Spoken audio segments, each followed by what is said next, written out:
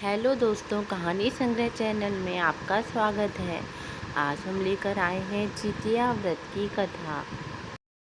जितिया व्रत की पूजा विधि। जितिया व्रत के पहले दिन महिलाएं सूर्योदय से पहले जागकर स्नान करके पूजा करती हैं और फिर एक बार भोजन ग्रहण करती हैं और उसके बाद पूरा दिन निर्जला व्रत रखती हैं। इसके बाद दूसरे दिन सुबह सवेरे स्नान के बाद महिलाएं पूजा पाठ करती हैं और फिर पूरा दिन निर्जला व्रत रखती हैं। व्रत के तीसरे दिन महिलाएं पारण करती हैं। सूर्य को अर्घ्य देने के बाद ही महिलाएं अन्न ग्रहण कर सकती हैं। मुख्य रूप से पर्व के तीसरे दिन झोर भात, मरुआ की रोटी और नोनी का साग खाया जाता है। अष्टमी को प्रदोष काल में महिलाएं जिमूत वाहन की पूजा करती हैं। जिमूत वाहन की कुशा से निर्मित प्रतिमा को धूप, दीप, अक्षत, पुष्प, फल आदि अर्पित करके फिर पूजा की जाती है। इसके साथ ही मिट्टी और गाय के गोबर से सियारिन और चील की प्रतिमा बनाई जाती है। प्रतिमा बन जाने के बाद उसके माथे पर लाल सिंदूर का टीका लगाया जाता है। पूजन समाप्त होने के बाद जीवित पुत्रिका व्रत की कथा सुनी जाती है। जितिया की कथा के अनुसार एक बार एक चील और एक मादा लोमड़ी नर्मदा नदी के पास हिमालय के जंगल में रहते थे। दोनों ने कुछ महिलाओं को पूजा करते और उपवास करते देखा और खुद भी इसे करने की कामना की। उपवास के दौरान लोमड़ी को बहुत भूख लग गई और वह जाकर चुपके से मरे हुए जानवर को खा लिया। दूसरी ओर चील ने पूरे समर्पण के साथ व्रत का पालन किया और उसे पूरा किया। अगले जन्म में दोनों ने मनुष्य रूप में जन्म लिया।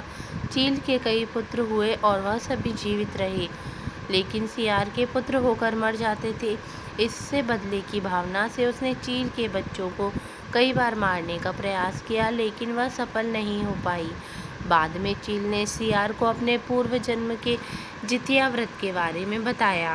इस तरह यह व्रत संतान सुख की प्राप्ति के लिए जगत में प्रसिद्ध हुआ। जितिया व्रत हर साल आश्विन मास की कृष्ण पक्ष की सप्तमी से नवमी तिथि तक किया जाता है। सप्तमी को खरना करके अष्टमी को व्रत रखा जाता है और फिर नवमी तिथि को व्रत का पारण किया जाता है। जितिया व्रत की कथा में 3 कथाओं का वर्णन मिलता है। जितिया व्रत चील सियार की कथा।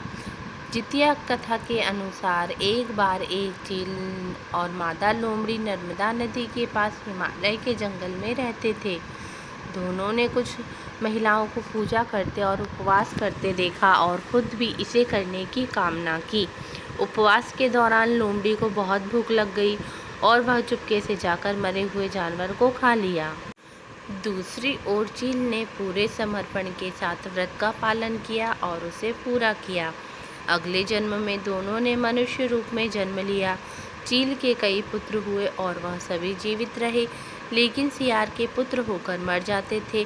इससे बदले की भावना से उसने चील के बच्चे को कई बार मारने का प्रयास किया, लेकिन वह सफल नहीं हो पाई।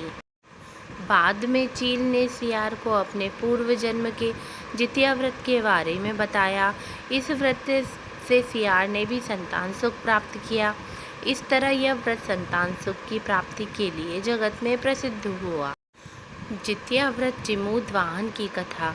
इस कथा के अनुसार जिमूत वाहन गंधर्व के बुद्धिमान राजा थे। जिमूत वाहन शासक बनने से संतुष्ट नहीं थे और परिणाम स्वरूप उन्होंने अपने भाइयों को अपने राज्य की सभी जिम्मेदारियां दीं और अपने पिता की सेवा के लिए जंगल चले गए।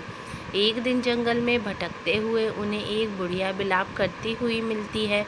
उन्होंने बुढ़िया से रोने का कारण पूछा। इस पर उसने बताया कि वह सांप नागवंशी के परिवार से है और उसका एक ही बेटा है। एक शपथ के रूप में हर दिन एक सांप पक्षी राज गरुड़ को चढ़ाया जाता है और उस दिन उसके बेटे का नंबर था। उसकी समस्या सुनने के बाद जिमूत वाहन ने उन्हें आश्वासन दिया कि वह उनके बेटे को जीवित वापस लेकर आएंगे। तब वह खुद गरुड़ का चारा बनने का विचार कर चट्टान पर लेट जाते हैं। तब तक गरुड़ आता है और अपनी उंगलियों से लाल कपड़े से ढके हुए जिमूत वाहन को पकड़कर चट्टान पर चढ़ जाता है। उसे हैरानी होती है कि जिसे उसने पकड़ा है वह कोई प्रतिक्रिया क्यों नहीं दे रहा है। तब तक जीमूतवाहन से उनके बारे में पूछता है। तब गरुड़ जीमूतवाहन की वीरता और परोपकार से प्रसन्न होकर सांपों से कोई और बलिदान नहीं लेने का वादा करता है।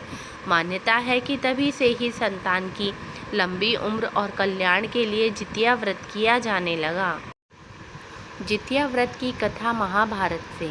महाभारत युद्ध में पिता की मृत्यु के बाद अश्वत्थामा बहुत क्रोधित था।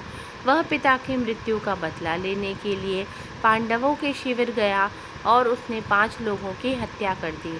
उसे लगा कि उसने पांडवों को मार दिया, लेकिन पांडव जिंदा थे।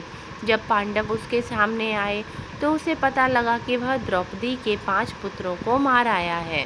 यह सब देखकर अर्जुन ने क्रोध में अश्वत्थामा को बंदी बनाकर दिव्यमणि छीन ली।